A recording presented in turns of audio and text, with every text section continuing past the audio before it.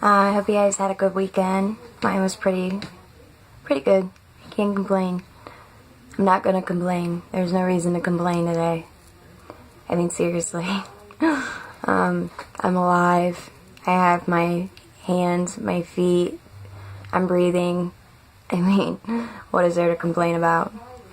I was thinking this morning, because it was so crazy that I came across them, but you know, the whole 3 months that I was in treatment, there was like rarely a day that would go by that I wasn't taking notes.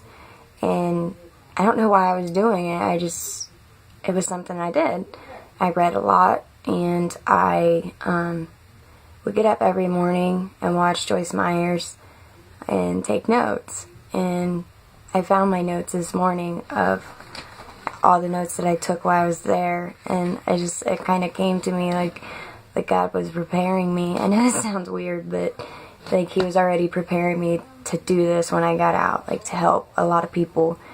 And it just blows my mind, well, the way I think about it today, because I would have never done that. You know, I hated taking notes in school. So I'm gonna go ahead and kind of work on those, because they helped me a lot while I was in treatment, so I hope they can help you guys.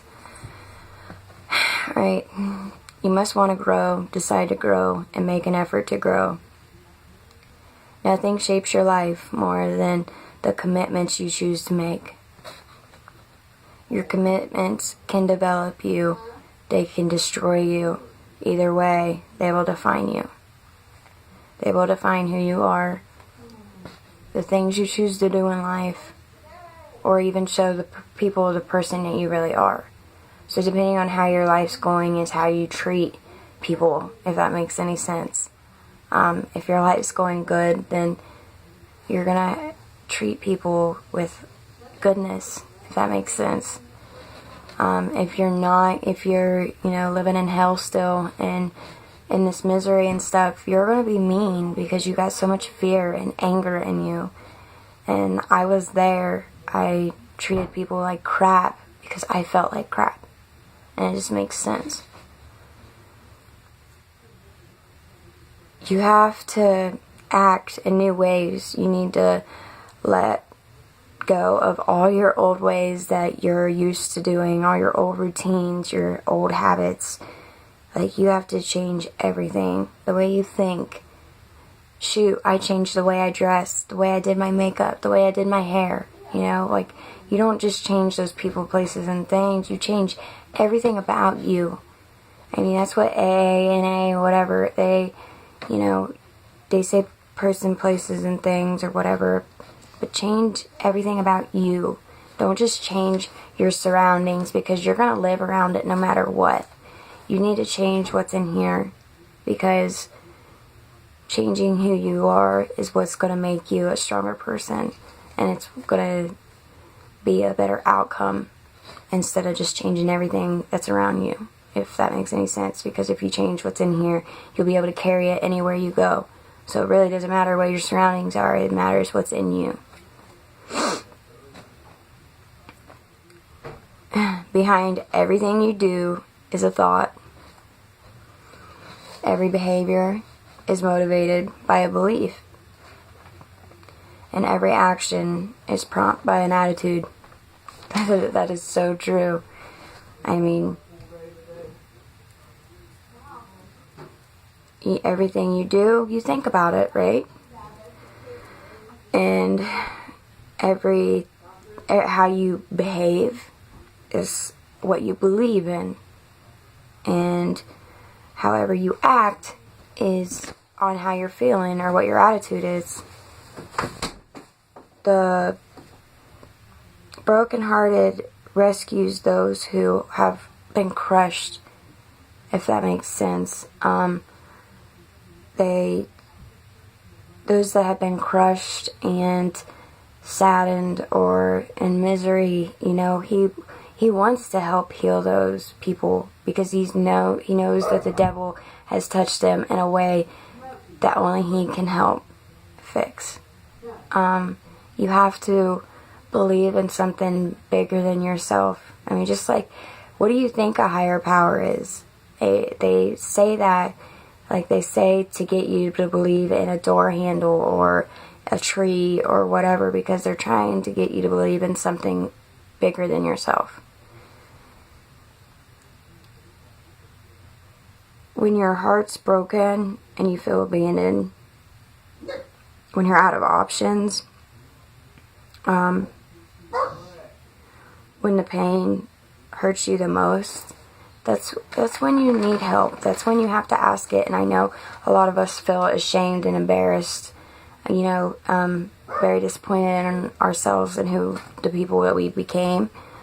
But you can't just constantly live like that. You can't live in denial or in that hell, you know. I love when it says, "Thy will be done in earth as it is in heaven." There are many unhappy endings on earth. We live in a fallen world. Only in heaven is everything we done perfectly the way it's supposed to. That's why we say that. On earth as it is in heaven. I wish that we could live on earth like it was up there. This world would be a better place if other people believed that. And that's where I come in. That's where I'm going to bring all this evil and all this shame and hurt. I'm going to be like Superwoman, and I'm going to fly down, and I'm going to help all of you guys, because you guys can do this. You guys can be such great people, and why not? Look how much hell we've been through. Look how much we've tortured ourselves in believing that we're something we're not. You know, we've let other people control our ways of living. We've let other people control our thoughts, our emotions, our attitudes on life, period. And it's time for you to learn and be you. Then we get deceptive. You know, we have so much deception from all this evilness in society, you know. We believe the father of lies. And then that's when we get on ourselves the most, is because when we isolate ourselves and we don't want around other humans, we start believing all those lies that we're not good enough, and we might as well just do something about it. And then that's when we shut out the world and we do things our way, which our ways are the most dangerous. That's why they say, you know, yourself is your own worst enemy, because it is. If you believe yourself and you believe what your thoughts are telling you, look where it's got you so far. It hasn't got you to a safe place if you're battling what I'm battling. So you can't listen to yourself and you can't listen to your thoughts. You gotta have somebody positive, somebody to mentor you out of that well-being. Don't be intimidated at all. If you feel intimidated, that means you're feeling weak. We can't feel intimidated. Be that person that intimidates people. You know, be a leader. Be somebody that everybody wants, you know, to not be like, but just have something that you have rub off on them, if that makes, you know. If you do that, life is wonderful.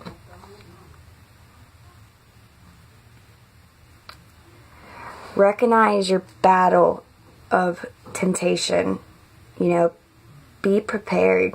That's when triggers and relapse come, because if we know the pattern and we know the people that we were around at every relapse and every time a trigger happened and we went and our actions acted on it, you know, I mean, who's to say all those people that we haven't lost, those same things happened to them and they didn't make it out of it. You're no different. You're no special. You know, you're just like them, and it was their time. And, you know, it doesn't have to be like that.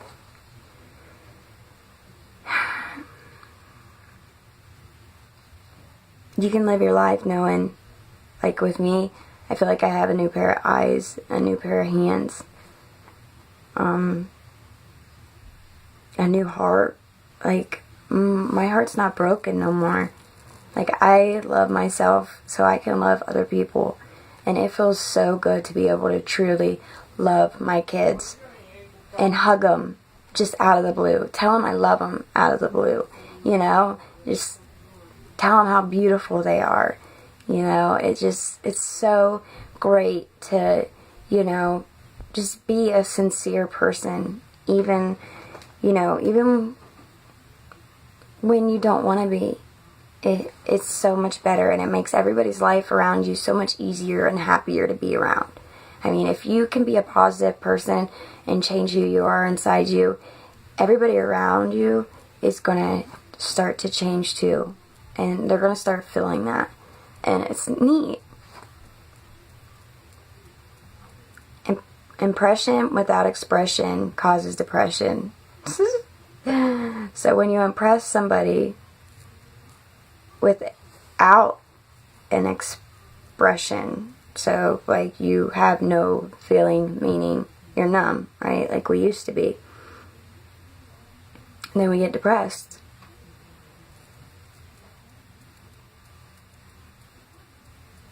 Aww.